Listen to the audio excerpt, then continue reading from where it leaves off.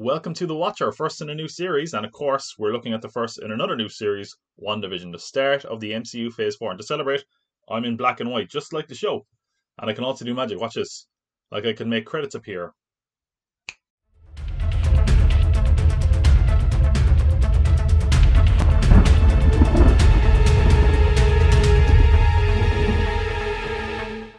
Ew, colour.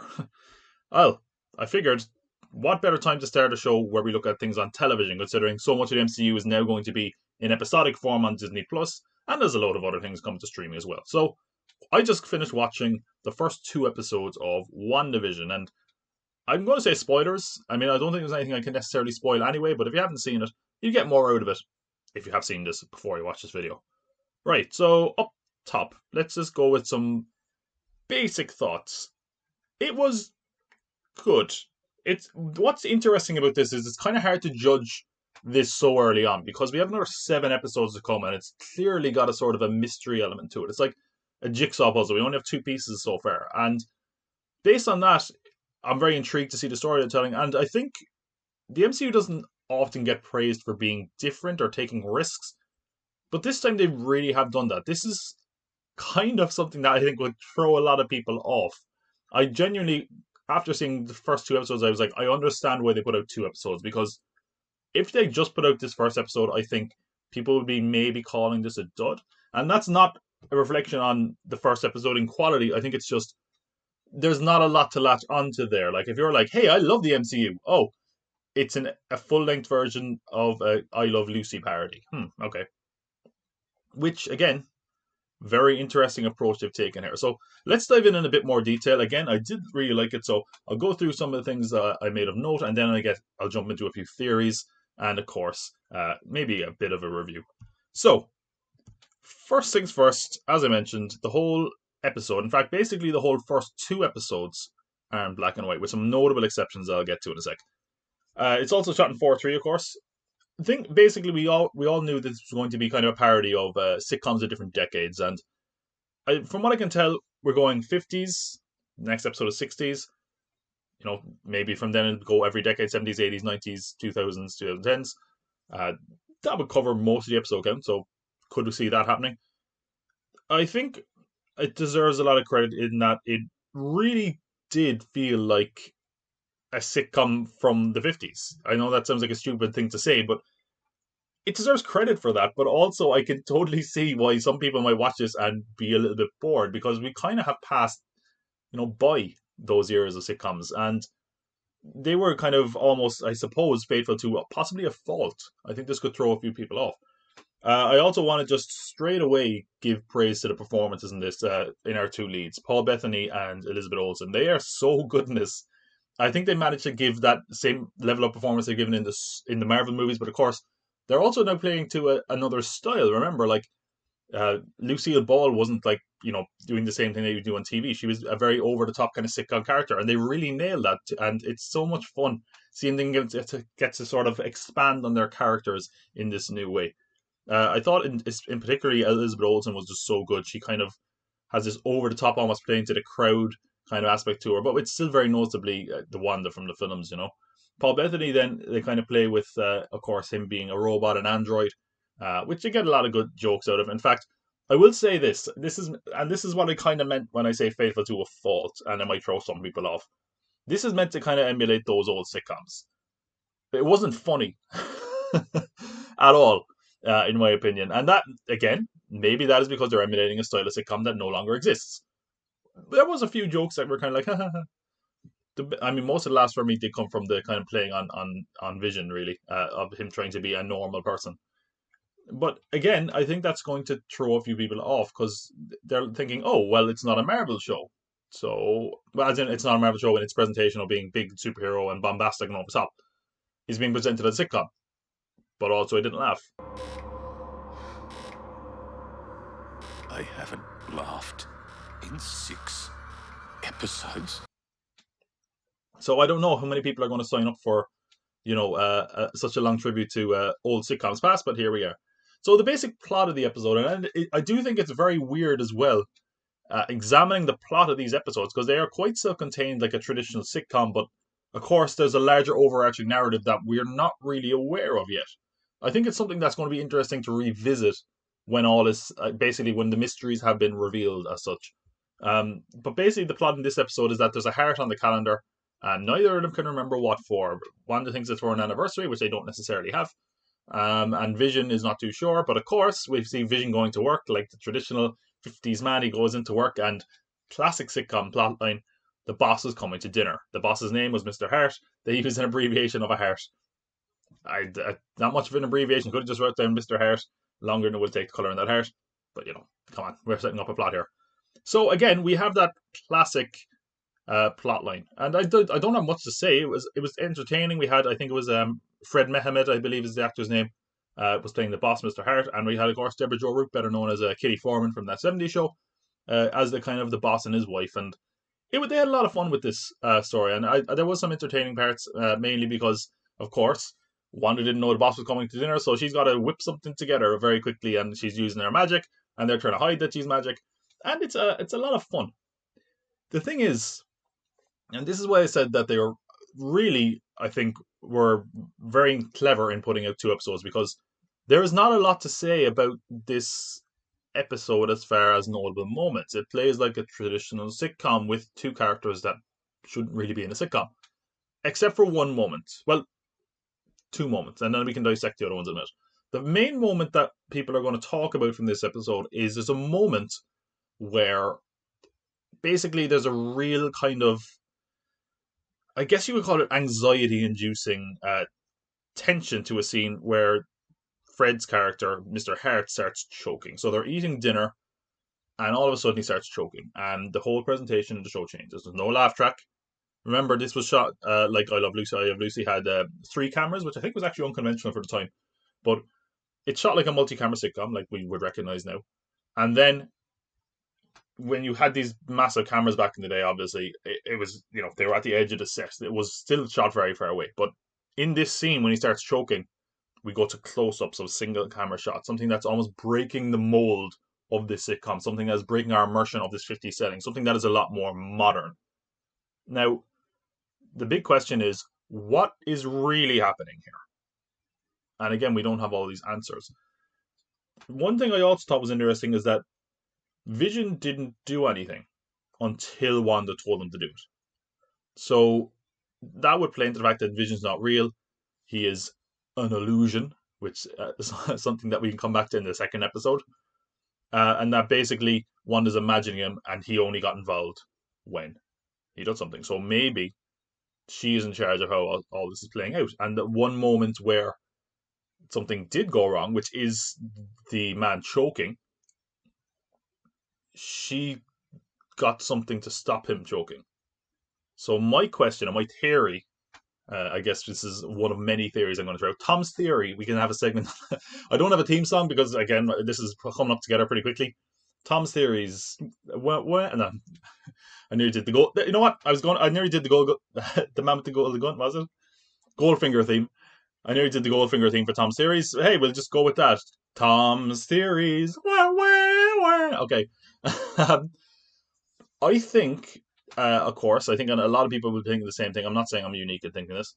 That our boss character, Mr. Hart, is possibly a real doctor examining Wanda. And I think that Wanda just tried to choke the doctor. That's a bit dark, but we'll see. I thought it was very interesting as well. Like, we kind of got Deborah Jo Rupp's character was laughing, but clearly a kind of a very uncomfortable laughter compared to the way she normally does. I guess it's because she didn't want to break the immersion of this reality that presumably, well, maybe Wanda created, maybe someone else created, that we'll get to in a sec. But yeah, it was a good scene. That was probably the most notable scene in the whole thing. I think we should also kind of go through Catherine Hahn's character, which probably one of the ones that people have the biggest amount of question marks about is her character. Who is she? Who is she playing? Etc. etc. Now, for me, and I think a lot of people, starting off, I think a lot of people were saying this is probably Agatha Harkness, because that's a character that basically is very pivotal to the Scarlet Witch character, sort of a mentor, sort of gave her powers. After seeing this, I don't think it's her. After seeing this, I'm more convinced that she might be Mephisto, but again, it's too early to say. Again, Tom Series. Wah, wah, wah. She is very interesting because she's clearly a character that is involved in this outside world of what's going on outside in the reality outside of this sitcom world.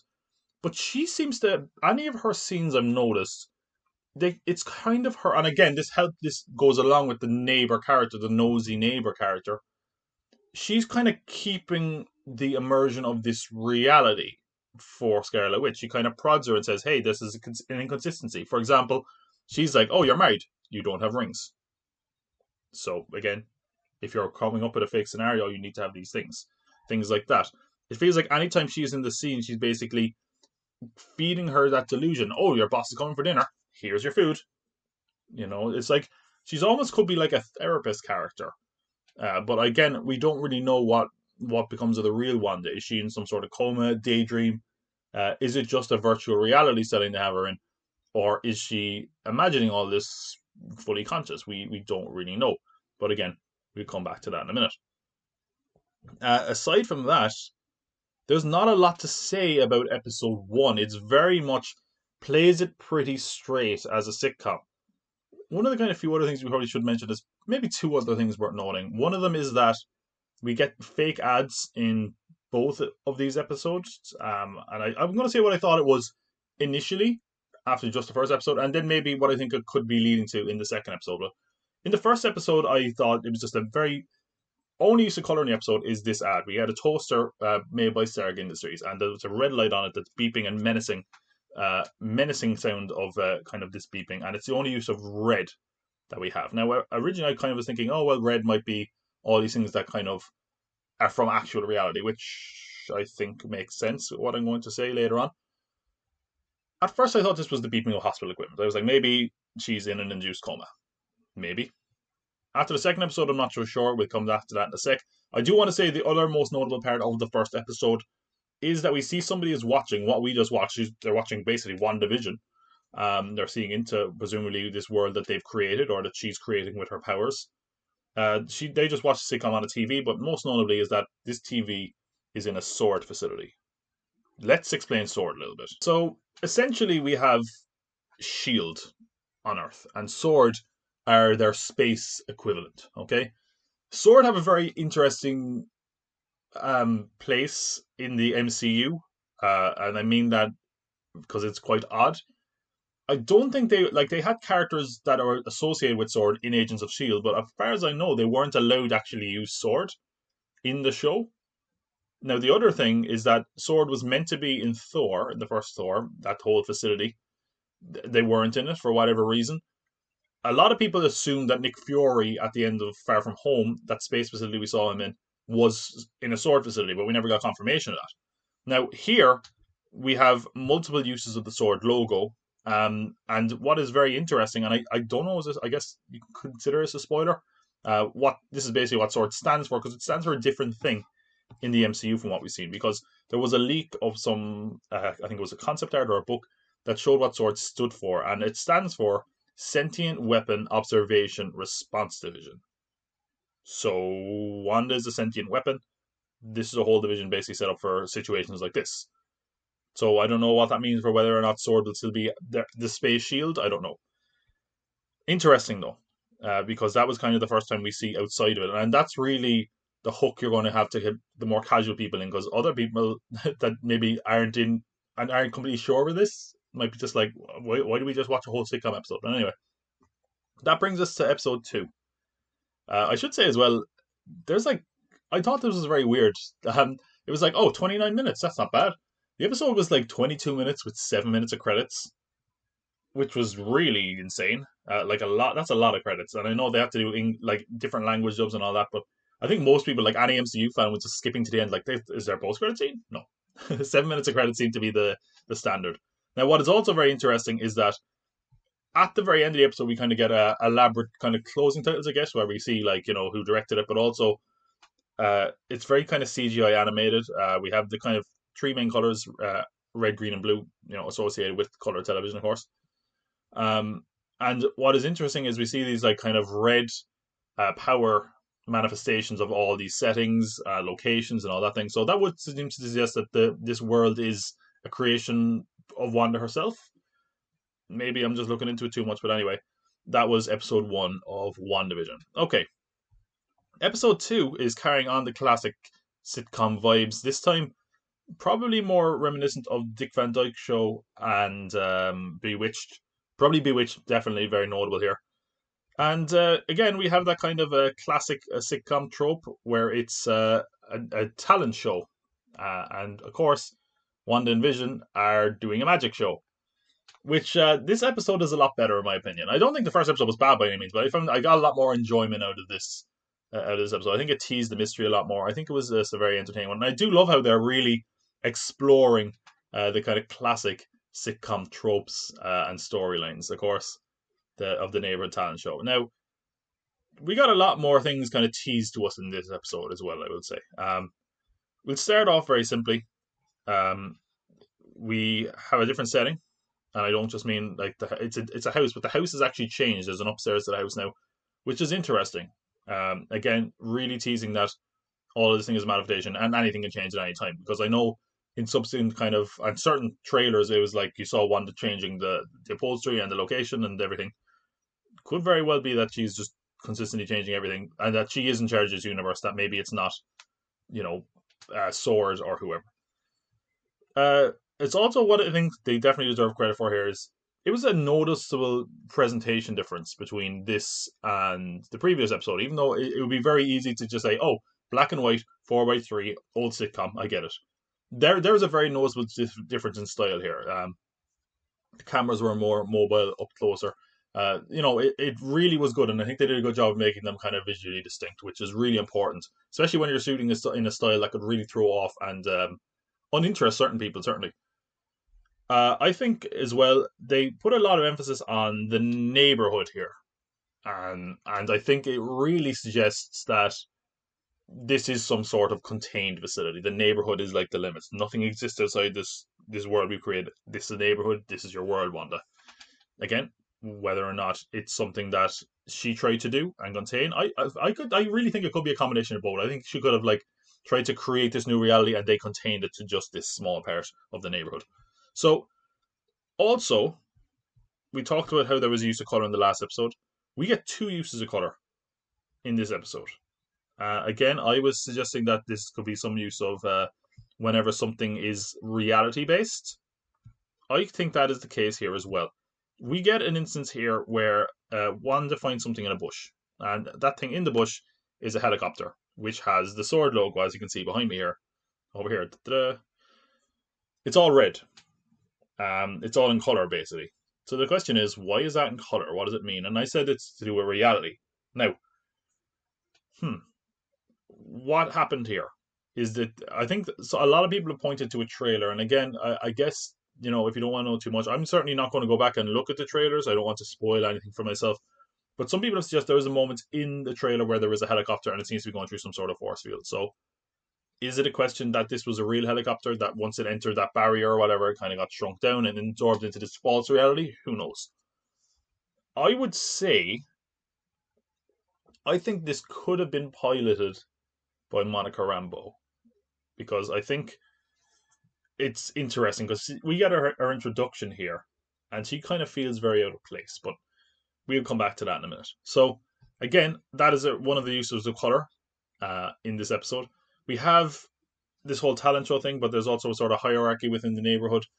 A lot of the characters also, interestingly, from the previous episode are in this next episode, which doesn't necessarily make sense, but I think at least credence to the idea that these characters are maybe agents or doctors that are monitoring Wanda, members of SWORD, as it were, and that's why they keep kind of changing and popping up again. I'm assuming we're going to see these actors quite a lot. And notable thing is that the actors in the first ad were also the actors in the second ad, from what I could tell.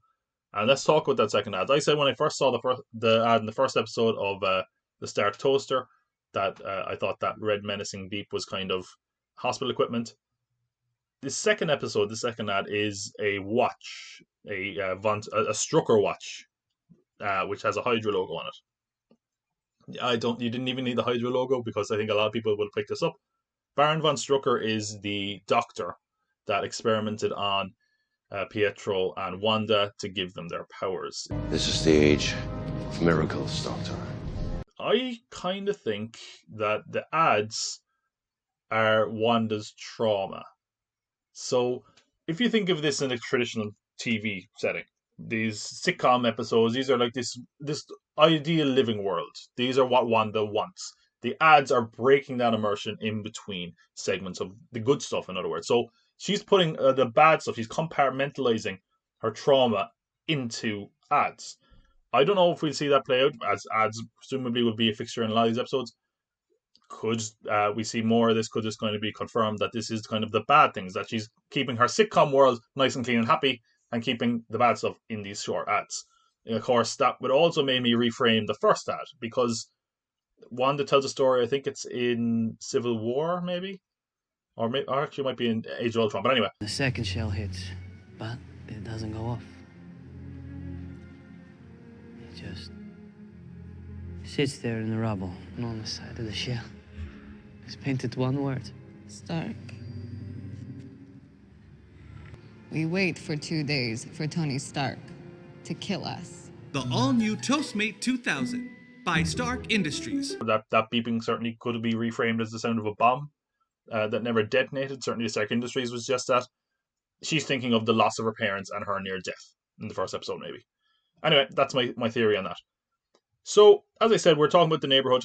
We're talking about basically going ahead with a talent show, but there is seen to be a sort of a hierarchy. They're trying to impress this character called Dottie, who's played by Emma Caulfield, I believe. She's from Buffy. She's kind of like, the bitchy neighborhood. She's like top of the food chain there, as it were. And we get a moment where we get colour here as well, because they kind of have this kind of pool party where they're talking, and a glass explodes. In fact, there's a whole moment where things are going a little bit haywire here. There's a voiceover radio, and we hear it, I think, at the end of the first episode as well, which is like, Wanda, Wanda. Now, a lot of speculation, of course, would be who is that voice. I've heard some people suggest it was Jimmy Woo, played by Randall Park, who is the S.H.I.E.L.D. agent in Ant-Man and the Wasp. I've seen people suggest it was Doctor Strange. It could be anyone, let's be honest. And that was kind of interesting, but when we had that happen, basically the radio kind of got destroyed. It came in very shaky at the beginning. So is this a situation where Wanda is denying the actual reality that Vision is dead? And that's because it actually kind of went haywire. The radio broke. The glass that this Dottie character is holding also exploded, causing her to bleed, which is red blood in this black and white world. So presumably, again, instances where reality is seeping into this fictional scenario that presumably Wanda has created. Speaking of the pool meeting, this is also where we get our first introduction of Teyonah Parris, who is meant to be playing Monica Rambeau.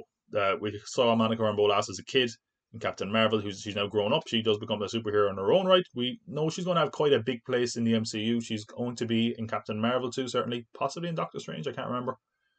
But here she's playing a character called Geraldine. Now, look, everyone in this scenario is playing a role, in this assumption that a lot of people are going to have, including myself. The big question is she in on that? It kind of felt like she was not really confident in her part. She was like, oh, Geraldine. She was kind of unsure. So I kind of wonder if maybe she ended up in this world by accident and she's trying to blend in. I don't know. Maybe that's a stretch. But as I said, I thought she was flying this helicopter, and now she's kind of trying to blend in. Maybe I'm wrong. Of course, Agnes is also very present in this episode. Catherine Hahn, she's just excellent in this, by the way. I didn't praise her enough in the first episode. She's just so entertaining. She steals any scene she's in. She's fantastic. I'm glad to see her get a part like this. And also, she had a very interesting line that a lot of people will go over a lot of people's heads. Oh, the devil's in the details, Bev. That's not the only place he is. The devil is in the details. Mephisto is the MCU version of the devil, basically. They're not very subtle with that. So presumably, could it be that this is all a manifestation of the devil, or that the devil is playing with Wanda's world, as it were? Again, pretty standard episode. It was a lot of fun. They do a talent show. The most entertaining part of this episode is Vision eats chewing gum, and it messes with his circuits, I guess, or his androidism, which again, I didn't think it necessarily would. So again, is this just Wanda imagining what could have happened? He basically just, there's no other way of putting it. He's drunk. because he starts like malfunctioning.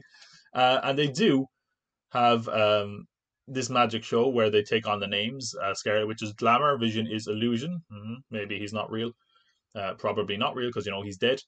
Um, and it's actually kind of a really fun inversion of magic shows, because obviously at magic shows this is real and you're trying to wonder how it's fake. But this time, did I say that right? Yeah, it's fake. Sorry, they're presenting fake magic as if it's real. This time they're doing real magic and trying to present it as fake, I should say. So Vision is flying and Wanda has to go, whoop, there we go. Now they can see a rope and pulley. They're doing all these things. Oh, he's not really lifting a piano. It's a cutout. All these things, which was really fun. It was a really kind of cute thing, and it really felt like an old classic sitcom, which is really to their credit. So yeah, they won the talent show, and they got Daddy's approval. Way. It doesn't really matter, I guess. So at the end, then, is probably the thing most people are going to be talking about, because we kind of get an idea of where this might be going. So what we get at the end of the episode, and again, this would certainly lead credence to the idea that Wanda is totally in control of this world. They're sitting down, about to watch a TV, much in the same way they were in the last episode.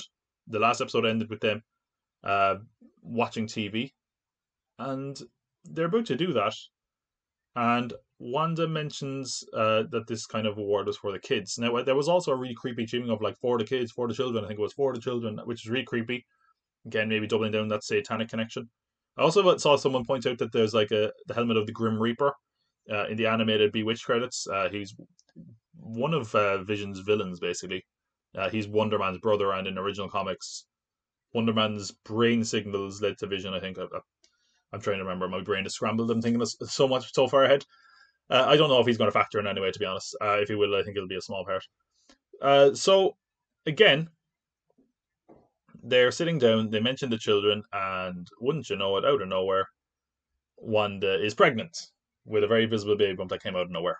Of course, this is her world. She can do what she wants. Now, again, leading into the Mephisto thing, in the comics, Wanda's kids, Speed and Wiccan, were basically only existed because of a piece of Mephisto's soul. Mephisto gave her these kids. Then Mephisto took them away. And that led to Wanda basically tearing the world a new asshole, which is the House of M storyline. So, is this foreshadowing? What we could be seeing here? We could be seeing a setup to House of M. Maybe Scarlet Witch is going to be a villain in Doctor Strange. We don't know. But certainly it seems to be some degree of influence from the House of M storyline. Wanda's going to have the kids. Are these kids going to be aged up and become young Avengers? We don't know, but there's a lot of interesting possibilities. But one of the more noticeable moments in this was when they walk out of the house, and this is why I say Wanda's clearly in charge. They walk out of the house, and when they walk out of the house, they see someone coming out of a sewer who seems to be having a sword logo, but he was a beekeeper. And as soon as Wanda sees him, she's like, nope. Our episode also ends with a pretty intriguing tease of what's to come and a move into presumably the 70s sitcoms when they return to colour, just like me. Wow, magical. So the big question then is, what did that mean? Obviously, it meant that presumably Wanda's in control, but I thought a very interesting thing is the last time we did see Vision, he was black and white because he was dead after Thanos tore the soul gem out of his head. Are we basically seeing this whole thing as a way of Wanda trying to bring Vision back to life, bringing colour back to his face? I don't know. Maybe I'm looking into it a bit too much, but that's what I do here, I guess. So that's what I thought of WandaVision. 2 episodes to cover, so apologies for the video being a bit longer. I thought this was pretty good. It's hard to judge, I think, as part of a whole, to be honest. But I like the mysteries tease, especially in the second episode. They definitely made the right call in putting out 2 episodes instead of 1 because, honestly, I think if they put out 1 episode, some people would have been turned off. But regardless, I thought this was really good, and I hope you enjoyed this video. I hope you will be back with us for episode 3, because remember, I'll be watching. See you next time. If you enjoyed this video, please give it a like and remember to subscribe. There's a lot more on this channel aside from The Watcher, going from a serious look where we look at classic film franchises, any good, where we review movies, and plenty more stuff in between. And of course, our video podcast, popcultpod, which next week we are going to do a preview of 2021, including all the Marvel movies, the Marvel TV shows, and everything also not Marvel, from horror movies to the stuff coming to streaming to the weird indie movies that your hipster friends are going to love. Please give it a like and please subscribe because I cannot spell cult without you.